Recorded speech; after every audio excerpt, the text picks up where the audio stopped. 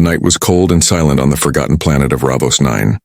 The stars above looked like frozen fire, sharp and distant. A small human cargo ship broke through the clouds, its engines smoking, alarm screaming. Inside the cockpit, Captain Ethan Cross fought the controls, his face covered in sweat and blood. "Come on, don't die on me now," he muttered, hitting the panel. The ship groaned like an old animal before crashing through the jungle below. Metal screamed, fire spread, and everything went dark. When Ethan opened his eyes, everything smelled like smoke and oil. The wreckage burned behind him. His leg hurt, but he could walk. He looked around, and it wasn't just any jungle. Strange lights glowed between the trees. He heard voices, harsh, angry, alien.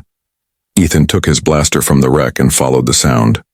He moved carefully, staying low. Through the leaves, he saw a camp. It was full of cages. Inside those cages were alien children, small, thin, terrified. Some cried softly.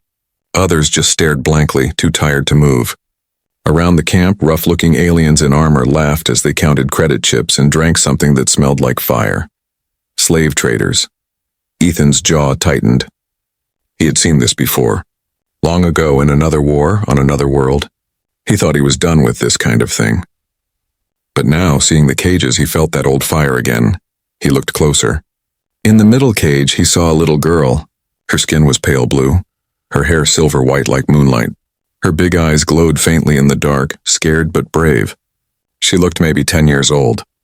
When one guard came close, she stood up, silent but proud. Something about her made Ethan stop breathing for a second. She wasn't like the others. She had a small golden mark on her forehead, a royal symbol, a noble child, maybe even royalty. The guards started arguing. One said, "This one is special. She'll sell for 10 times the price," another laughed. "If she's royal, the Viren Empire will pay a fortune to get her back." Ethan knew what that meant. They would torture her, use her as a message, a trade. He couldn't let that happen. He checked his blaster and only a few shots left. He smiled a little. "All right, Captain Cross," he whispered to himself. "One last good deed before you die." He waited until the biggest guard walked toward the storage tent. Then he threw a rock to the far side of the camp. The sound echoed. The guards turned. In that instant, Ethan moved like lightning. Pew! Pew! 2 went down before they even knew what hit them. The rest shouted and fired blindly. Ethan ran between crates, rolling, firing, moving. A shot grazed his arm, but he didn't stop. He shot the cage locks one by one, shouting, "Run! Get out of here!" The children screamed and ran into the jungle. Smoke filled the air. Fire spread from the tents. A grenade went off near the main cage. Ethan fell, ears ringing. Through the smoke, he saw the little blue girl still in her cage. Her lock hadn't broken. She was trying to reach the key from a dead guard, her small hand shaking.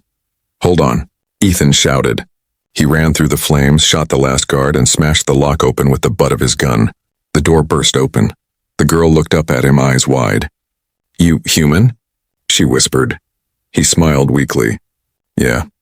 The last kind you want to meet, probably." She stared at him for a long moment, then said softly, "Thank you." "Save your thanks," he said, picking her up. "We're not safe yet." He ran into the forest, carrying her as blaster fire rained behind them. The night burned bright behind him. When they reached a small cliff, he hid her under a rock shelf and turned to face the last few guards chasing them. He took a deep breath. "All right, Cross," he said to himself again. "Let's make it count." When the guards came, he fired every shot he had. He fought like a man with nothing left to lose. One after another, the slavers fell. The last one tried to grab him, but Ethan tackled him off the cliff. They both fell, crashing into the rocks below. Ethan's vision blurred. His head rang. Somehow he was still alive. He crawled back up, bleeding, and found the girl waiting, holding a small branch like a weapon. He laughed, coughing. "You're tougher than you look," she frowned. "You could have died," he shrugged. "Wouldn't be the first time." She looked down. "My name is Lyra, Princess of Viren." He nodded slowly. "Well, Princess Lyra, you're safe now. The rest is up to your people." In the distance, the sound of ships filled the air. The royal guards were coming. He could see the lights through the trees. He set her down and gave her his old military pendant, a small silver piece with his name scratched on it. "If you ever need help again," he said, "find me."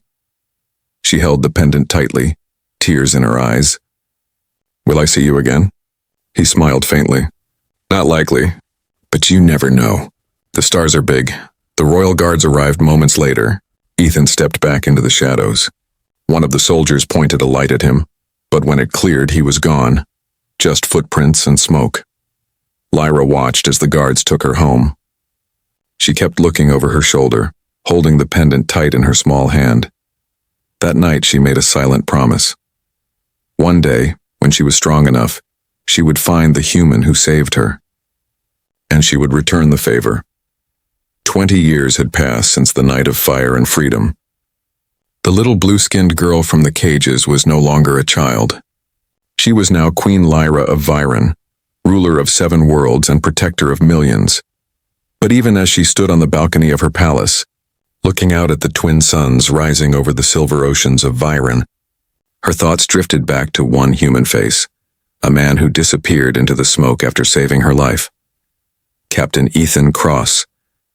No one else remembered him, but she never forgot. She still wore his silver pendant around her neck, the one marked with his name. Far away in the outer rim of the galaxy, a dusty moon called K-17 orbited a dying star. There, hidden among junkyards and old ships, a man worked quietly in a mechanic's shop. His hair was gray now, his shoulders heavier, but his eyes were still sharp. Ethan Cross lived alone. No wars, no adventures, just the sound of machines and the silence of space. He liked it that way. Or at least that's what he told himself. Every night he would pour a glass of cheap whiskey and stare at the stars through the cracked window. Sometimes he thought he saw the reflection of silver eyes in the dark, a memory he couldn't forget. One evening the quiet broke. The ground trembled. Tools fell off the shelves. Alarms on the old comm tower began to scream. Ethan stepped outside, blinking against the harsh light. Above the clouds, something enormous was descending, a royal fleet. Gleaming warships, their hulls shining with the golden crest of Viren. He cursed softly. That's not a trade convoy. Moments later, one of the ships, larger than any building on the moon, landed near his workshop. Dust rose like a storm. His old droid Patch rolled to his side and beeped nervously. Stay behind me, Ethan said, grabbing his blaster. We might have company. The airlock of the alien ship hissed open. A squad of Viren royal guards stepped out, their armor glowing faintly in the twilight. They scanned the area and surrounded him. Then, from the center of the group, a tall figure appeared, cloaked in royal silver. She moved with quiet strength, her face hidden under a helmet. Ethan raised his blaster slightly. You're trespassing on private property. The figure stopped. Then slowly she lifted her helmet. Her silver-white hair caught the sunlight and her glowing blue eyes met his. Ethan froze. He knew those eyes. Hello, Captain Cross, she said softly. Her voice carried the calm of royalty, but beneath it was warmth and something else. Recognition. He blinked. You've got the wrong man, she smiled faintly. I never forget a face, especially not the one that saved my life. He lowered his blaster, disbelief in his eyes. Lyra? The same, she said. But a few things have changed. Behind her, the guards bowed deeply. Your Majesty, one said, it's not safe here. Lyra raised a hand to silence him. I came here for a reason, she told Ethan. He folded his arms. You came all the way from the core worlds to see a washed-up mechanic? She stepped closer. You saved a princess once. Now a queen returns the favor. They sat inside his workshop. The machines hummed softly around them. Lyra looked around. Rusty walls, cracked glass, oil stains everywhere. You live here? She asked quietly. It's peaceful, he said, pouring coffee into 2 mismatched cups. No one trying to kill me. No one trying to make me a hero. Lyra smiled sadly. But heroes never stay hidden for long. Ethan sipped his drink. Depends who's looking. She reached into her cloak and pulled out a small hollow disk. A galaxy map appeared, flickering in the air. Several red zones blinked. These, she said, are slave routes. The same network that took me 20 years ago. They're active again, and the Galactic Council protects them. Ethan frowned. Still? They never stopped, she said. They just changed names and laws. Now they call it labor relocation. He shook his head. I ended that camp. I saw it burn. Lyra looked straight into his eyes. But the fire wasn't enough. I need help.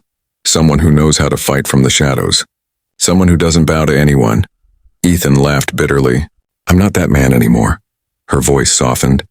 Then let me remind you who you were. She tapped her wrist and a small hologram flickered, a recording of the night she was rescued. It showed a younger Ethan running through the fire, carrying her in his arms. He stared at it in silence. Lyra whispered, "That man didn't run from war. He ran into it, for a stranger." For the first time in years, Ethan had no words. Outside, thunder echoed again. The ground shook violently. Lyra's guards ran inside. "Your Majesty," one shouted. "Enemy ships inbound." "It's an ambush." Ethan's instincts woke up instantly. He grabbed his rifle. "You brought them here?" Lyra shook her head. "They followed me. The council doesn't want this meeting to happen." Explosions rocked the camp. Flames lit the sky. Ethan took cover beside the door. Guess peace was too much to ask for.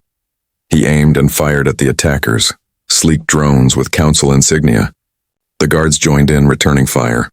Lyra stood beside him, fighting like a warrior queen. For a moment, Ethan saw the same fire in her eyes that burned in his 20 years ago.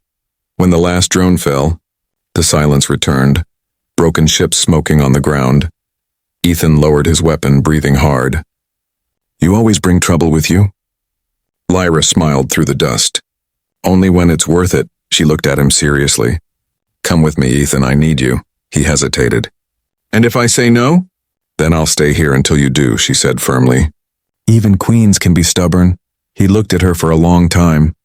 The same girl he once carried through fire was now standing before him, a queen with galaxies at her feet.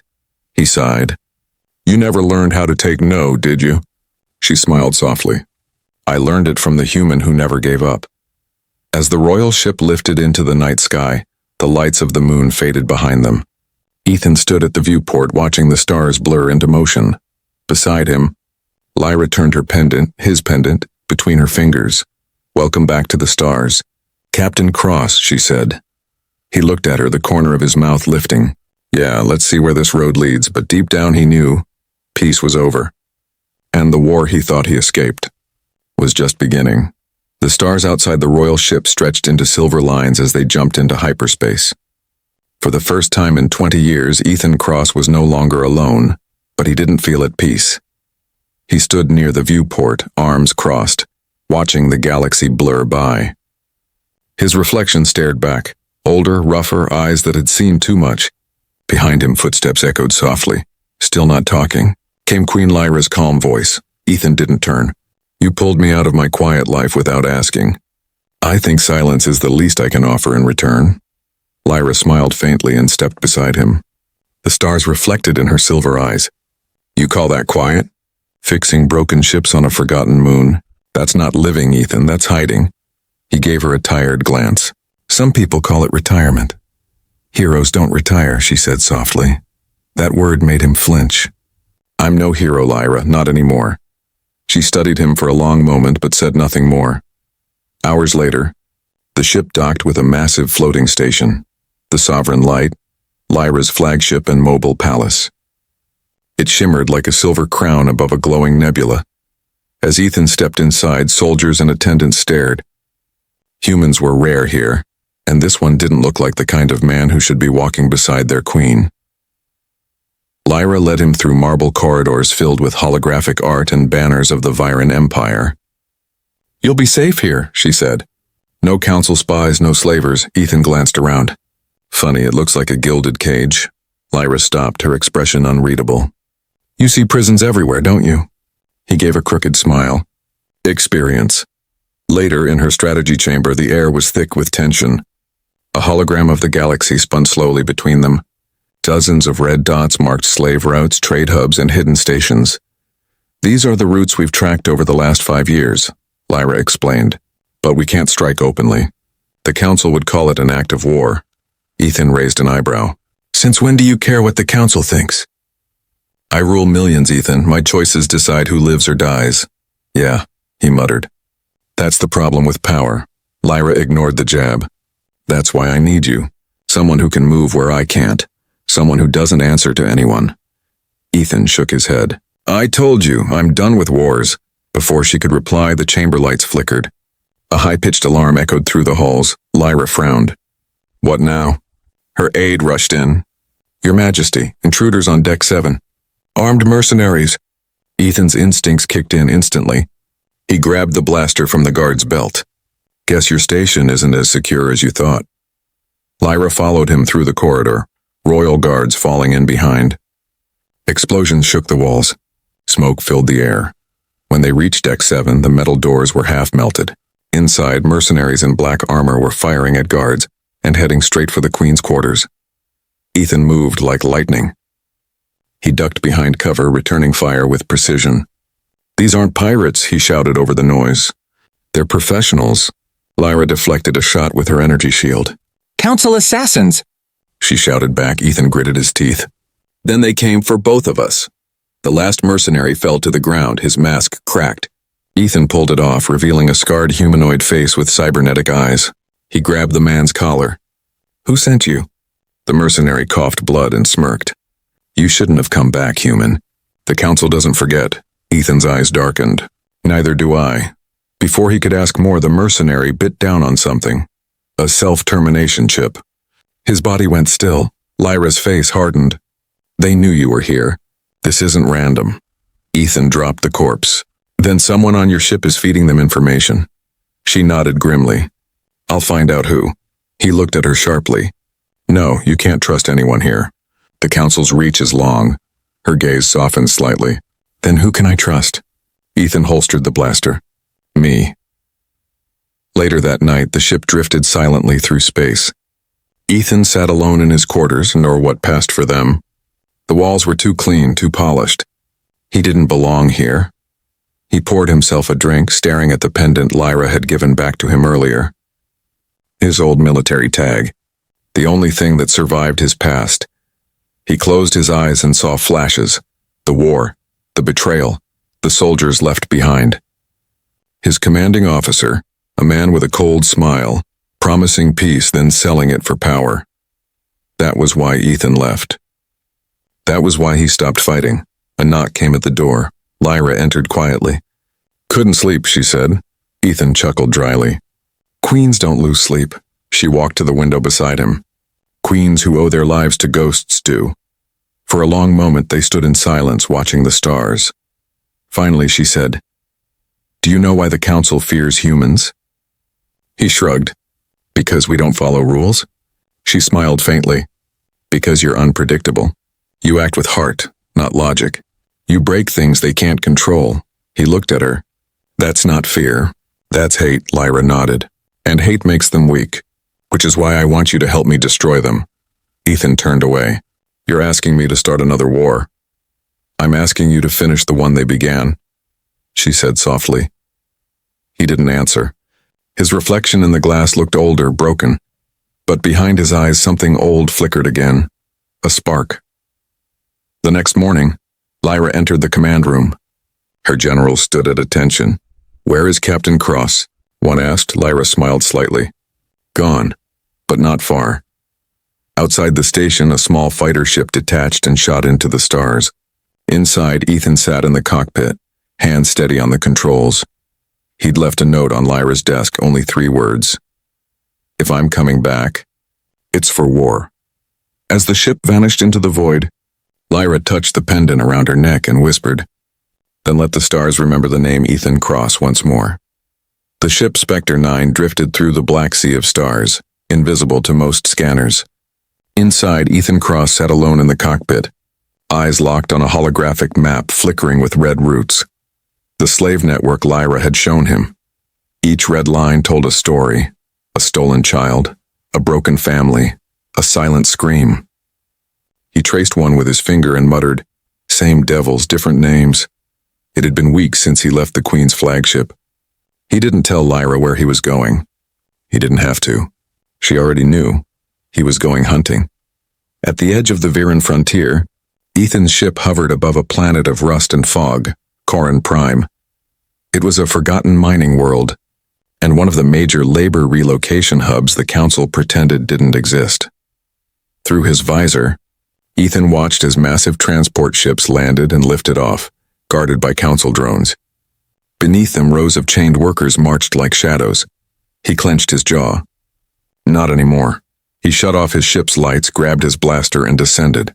Corin's air was thick and metallic. Ethan moved through the fog like a ghost. He reached the main loading yard. Piles of scrap metal, cages, and guards laughing around a fire. He crouched behind a broken transport and whispered into his comm, "You seeing this patch?" The small droid aboard Spectre 9 beeped in his ear. Scanning. 42 hostiles, 36 prisoners. Ethan smiled grimly. "Good, let's make it 0. He set 3 charges and slipped through the shadows. A guard turned too late. Ethan's knife flashed and the man dropped silently. Moments later, explosions ripped across the yard. The guard shouted, panicking. Ethan appeared through the smoke, his blaster glowing red. Surprised gentleman, he moved fast, precise, unstoppable. The slaves ran, chains clanging. A young alien boy stumbled toward him, crying for help. Ethan shot the chain lock free. "Run, don't look back." When the last guard fell, Ethan looked at the burning yard. "One down," he muttered. But something caught his eye. A glowing council emblem on a crate. He opened it and froze. Inside was a set of human weapons, marked with Earth insignia, his old insignia. Later, back aboard Spectre 9, Ethan stared at the weapons laid on the table. "How the hell?" he whispered. A transmission alert blinked on the console. "Incoming signal, encrypted royal code." He sighed. "Of course." Lyra's image appeared in blue light. Her tone was sharp. "You've been busy." "Just cleaning up your galaxy," Ethan replied. "You destroyed a council facility." She said, half in anger, half in admiration. "Now they'll retaliate." "They already did 20 years ago," he shot back. "They just called it politics." Lyra's expression softened. "Ethan, I know what you found." "The human weapons." "You're not the only one asking questions," he frowned. "So you knew?" "I suspected," she admitted.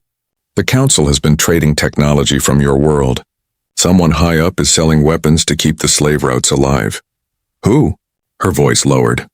A name came up in intelligence reports. "Someone from your past." Ethan's stomach tightened. "Say it." "General Arden Hale." Ethan's blood ran cold. Hale. His old commander. The man who led his unit in the Orion Wars. The man who betrayed him. He laughed bitterly. "Of course it's him. The galaxy's full of monsters, but we humans build the best ones." Lyra looked at him with quiet sadness. "We need proof, Ethan. Don't face him alone." He ended the call without replying. 2 days later, in a dim bar on a neutral station, Ethan met an old contact. A hacker named Rin. Half machine, half trouble. Rin grinned. "Well, if it isn't the ghost captain." "Thought you died." "Almost did," Ethan said. "Need a favor?" Rin raised a metal brow. "For you? That means danger. I like it already." Ethan slid a chip across the table. "Find everything on General Hale. I want to know where he breathes." Rin plugged it in. "You know, you could have just stayed dead. Would have been safer." Ethan took a sip of his drink. "Yeah, but safe men don't change anything."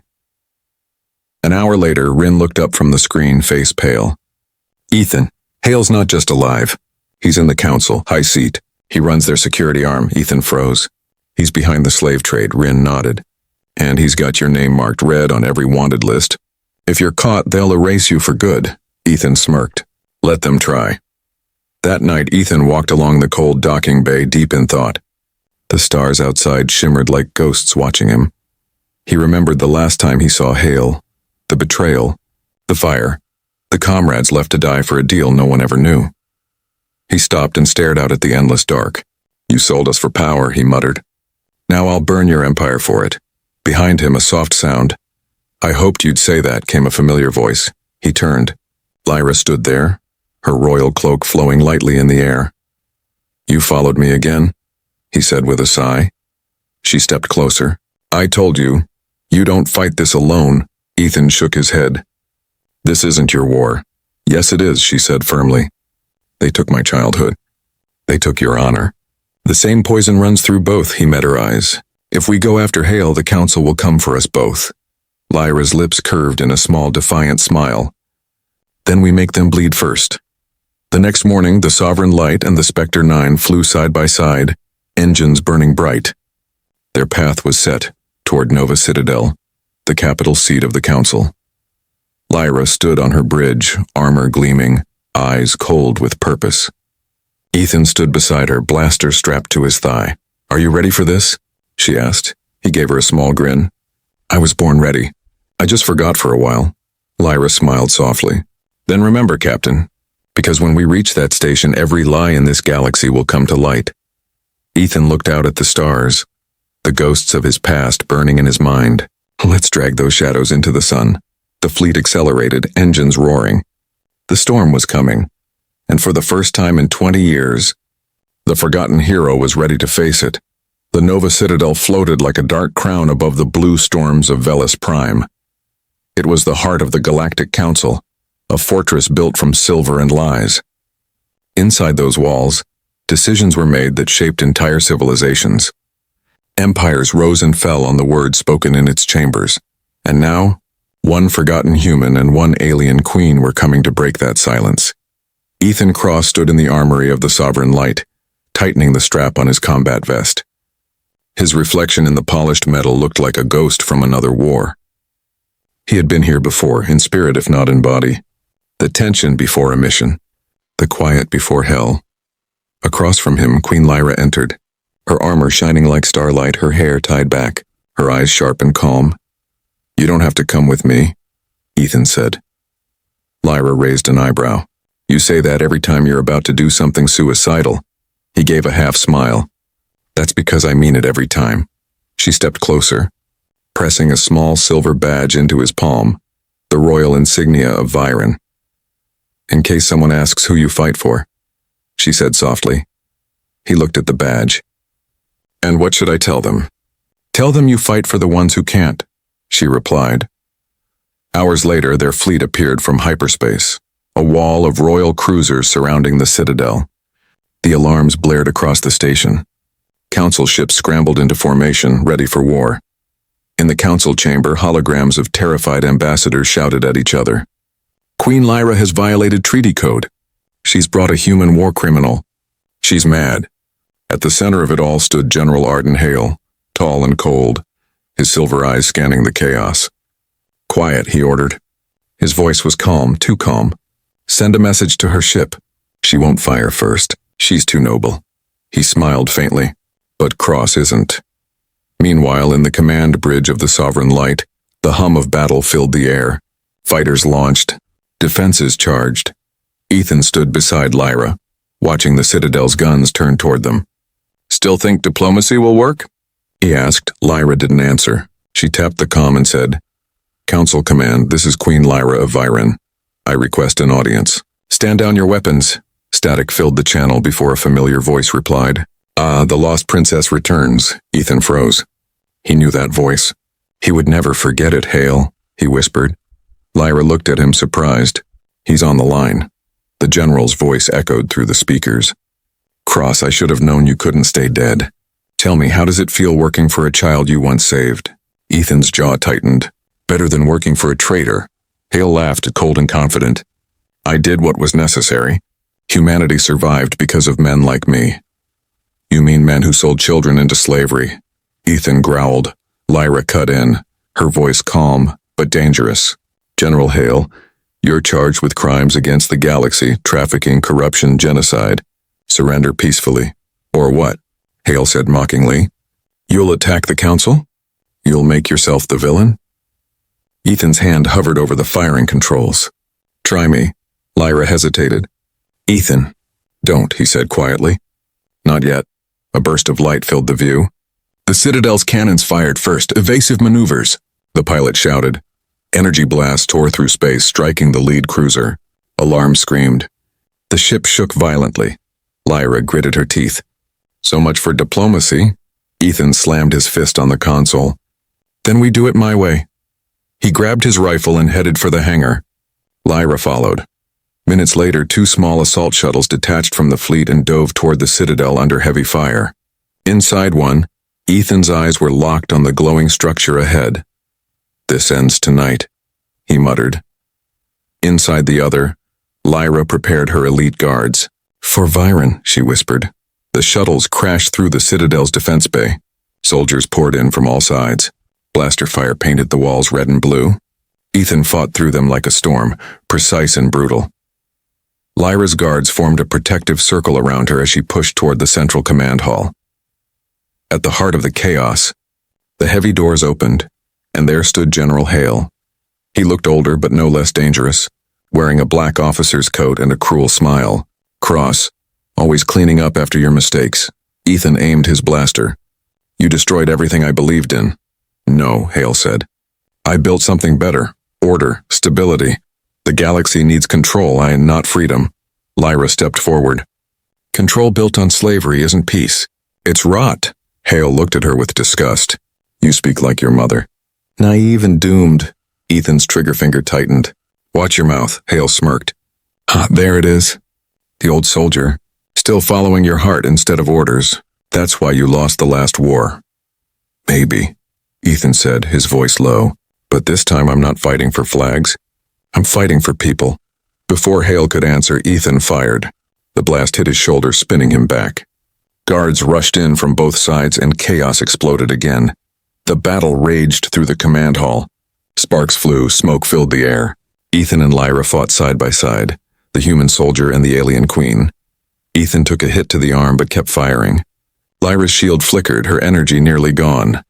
Finally, she lunged forward, her blade slicing through Hale's weapon. He fell to one knee, bleeding but laughing. You think killing me will stop it? He said weakly.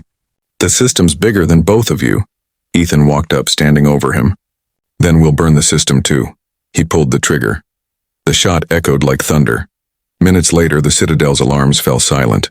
Across the galaxy, the Council's control began to crumble. Data leaks exposed every lie, every secret trade, every crime. Ethan stood in the ruined hall, smoke curling around him. Lyra looked at him, tired, blood-stained but unbroken. You ended it, she said softly. He shook his head. No, we just lit the match. Now the fire will spread. Lyra smiled faintly. Then let it burn. Outside, through the shattered windows, the fleet's lights shimmered across the horizon. Not as conquerors, but as liberators. Ethan watched the stars and said quietly, the war never ended. Lyra, it just waited for us to come back. The galaxy was burning. From the core worlds to the outer rim, news of the Council's fall spread like wildfire. The slaves were free, the trade routes broken, and the leaders who had ruled for centuries were either dead or running. And in the middle of it all, two names whispered across every planet like myth. Queen Lyra of Viren, and the human ghost Ethan Cross. Some said he was a legend from old wars. Others swore he was a machine that couldn't die. But to those who fought beside him, he was simply the man who never stopped standing back up. In the shadow of a dying star, the sovereign light floated above a liberated world. The air smelled of ozone and ash. Fires still burned in the cities below, but the chains were gone. On the command deck, Ethan Cross watched as refugees flooded the holoscreens. Humans, aliens, children. Free for the first time. He took a deep breath, the kind that hurt. One planet free, 1,000 more to go. Behind him, Queen Lyra stepped closer. Her voice was quiet but firm. We've done what no one thought possible, Ethan. We broke the Council. Ethan shook his head. We broke their walls, not their reach. She gave a small smile. Then we keep breaking. In the days that followed, something extraordinary began to happen. Human soldiers, once banned from alien space, joined Lyra's rebellion. Alien fleets once sworn to the Council now fought under her banner. A movement began, a storm of hope, and its name was the Alliance of the Free. Every broadcast, every transmission carried the same words. One galaxy. No masters, and at the center of it stood Ethan, the reluctant symbol of a new era. He hated the attention. When people called him Commander Cross, he cringed. When they whispered the human legend, he rolled his eyes. I'm not a legend, he told Lyra once. I'm just a man who got tired of watching others bleed. Lyra had smiled gently. That's what makes legends, Ethan. Their next target was Arendor, the last stronghold of the old Council Navy. It was said to be impenetrable, a fortress built into the side of a frozen moon. But the Alliance had something the Council never did. Courage born of loss. The battle began under the light of twin suns. Fighters streaked across the sky like falling stars. Massive cruisers exchanged fire, lighting the void with blinding arcs of plasma. In the command room, Lyra stood tall, giving orders with precision. Her people moved like clockwork around her. Ethan, in contrast, was chaos, leading ground assaults, fighting on the front lines, turning hopeless fights into victories through sheer stubbornness. He kicked open a blast door and shouted into his comm, "Sector B, clear! Move the refugees through." Blaster fire rained past him. He ducked, rolled, and fired back without hesitation. His team, a mix of human soldiers and Viren guards, followed without question. They didn't need orders. They just followed the fire in his eyes. By the time the last council banner fell, the ice plains of Arendor were littered with wreckage. The sky burned orange, and amidst the destruction, Ethan stood with a torn jacket, bleeding arm, and a grin that said, "Not today." That night, after the battle, Lyra found him on the observation deck. He was cleaning his blaster, sitting quietly, staring at the stars. "You should rest," she said softly. He smirked. "Queens don't rest." "Why should I?" She sat beside him. "You've given these people something no one else ever could." He raised an eyebrow. "What's that?" "Belief," he chuckled. "Belief gets you killed." "Maybe," she said, "but it also changes everything." Silence followed, broken only by the hum of the engines. Lyra looked at him for a long moment. "Do you ever regret saving me that night?" He turned to her, surprise flickering in his eyes. "Never," she smiled sadly. "Because I sometimes regret what it made you become." He frowned. "What's that supposed to mean?" "You were a soldier, Ethan, a man who wanted peace. But now?" She hesitated, searching for words. "Now you're the spark that keeps the galaxy burning." He looked away, staring into the stars.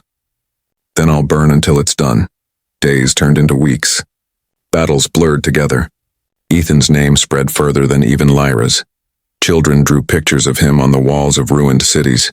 Soldiers wore patches with his initials. And in the shadows, remnants of the council began whispering about the human who refused to die. If you see the ghost, run it, but even legends have limits. One night, during a rescue mission on the desert world of Thalor, Ethan's squad was ambushed.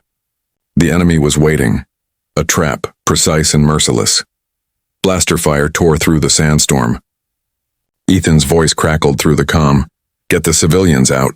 "Go, that's an order!" Lyra, watching from orbit, shouted into the channel. "Ethan, pull back." But his answer was quiet. "Can't. Not this time." The line went dead. Hours later, as dawn broke over Thalor, Lyra's troops found only wreckage and silence. The beacon from Ethan's armor blinked weakly, buried beneath the sand. She knelt beside it, picking up his pendant, the same one he'd once given her as a child. The metal was cracked, half melted, but still bore his name, E. Cross. Her hands trembled. "You promised you'd always stand back up," she whispered. Behind her, the soldiers waited silently. No one spoke. Lyra stood slowly, holding the pendant high. "Then we stand for him," she said. "For every world he freed, for every soul he saved." The soldiers raised their weapons and shouted, their voices echoing across the desert. "For Cross." Weeks later, across the stars, new fleets rose under the banner of the Free Alliance. Every ship carried the symbol of a silver pendant. And though no one ever found Ethan's body, stories spread like fire of a lone ship seen drifting through the edge of known space. Guided by a single light, some said it was a ghost. Some said it was him. Lyra, standing before her council, simply smiled. "Legends don't die," she said softly. "They become the stars that lead us home." The galaxy was finally quiet, not peaceful, never truly peaceful, but quiet. The great fleets that once darkened the stars had gone silent. The banners of the Free Alliance fluttered over worlds once ruled by fear. And at the heart of it all stood Queen Lyra of Viren, the woman who had turned rebellion into freedom. But every victory had a shadow. And hers was named Ethan Cross. It had been 6 months since Thalor, the battle that ended the Council's rule and took Ethan with it. Lyra still remembered that day with haunting clarity. The burning sands, the broken armor, the pendant in her hands. She remembered calling his name over the comm again and again, even when she knew he couldn't answer.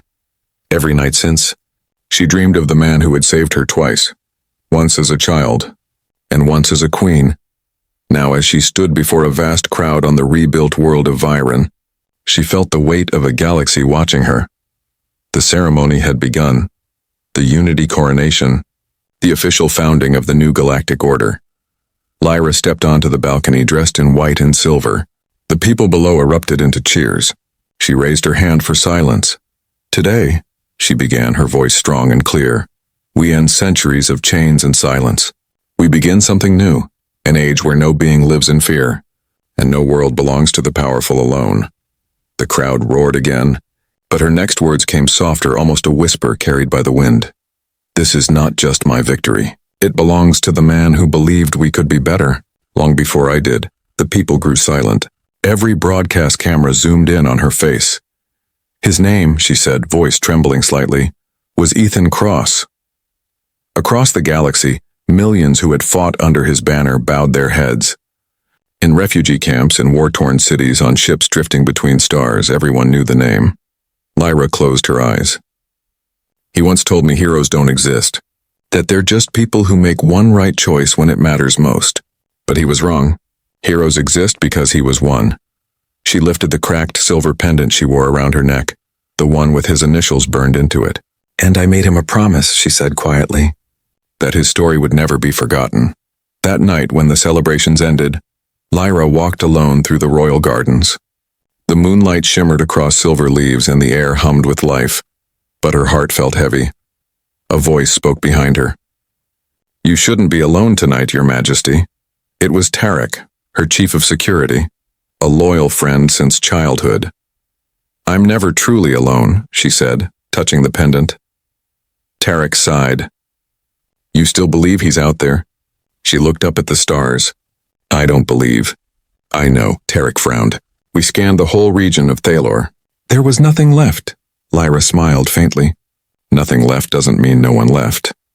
He started to argue, but stopped when he saw her expression. It wasn't denial. It was faith, the kind that burned quietly but never went out. Weeks passed. Lyra continued her duties, negotiations, rebuilding, uniting worlds, but the ache never left her. Every victory felt incomplete. Every sunrise a reminder that one star was missing. Then, one evening, a message arrived on an old encrypted channel. The kind only one person in the galaxy had ever used. The signal was weak, distorted, filled with static. But through the interference came a voice, rough, familiar, tired. Lyra, if you're hearing this. Her heart stopped. It was him. The message crackled. It didn't die on Thalor. Not exactly. Ship was destroyed. Got caught in the debris field. Drifted for weeks. Lyra's hands shook as she replayed it. Don't know where I am now. Found some colony on the edge. They think I'm dead, and maybe that's better. The galaxy doesn't need a ghost haunting it. She whispered to the recording. You're wrong, Ethan, we do. The message flickered again. I heard what you did. The alliance. The peace. You finished it, Lyra. You kept your promise. That's enough for me. Static swallowed the last words, but not before one final line broke through. Don't come looking. Let me be what they need me to be. A story. And then it ended. Lyra stood frozen, tears slipping silently down her cheeks. She played it again. And again. And again until her voice finally broke. You idiot, she whispered. You really think I'd stop looking for you? The next morning, the Queen of Viren gave a command that stunned her entire council. All exploration ships, she said, divert a portion of patrol resources to the outer sectors. Tarek blinked. May I ask what we're looking for? Lyra smiled softly. A ghost. Years passed. The galaxy healed. Trade routes opened. Cities thrived. Children grew up free. And still, every ship that bore the Viren crest carried a small symbol painted near its hull, a silver pendant. Marked with the initials EC. No one ever found Ethan Cross, but sometimes, travelers reported seeing a small lone ship drifting near the rim of known space. Its hull scorched, its engines barely alive. No markings, no crew, just a faint signal beacon pulsing in the dark, a signal that matched one frequency, the Queen's private code. Whenever such stories reached her, Lyra would smile quietly and whisper the same words. Keep flying. Captain. One final night, decades later, an old Lyra stood once more on her balcony. Her empire was at peace.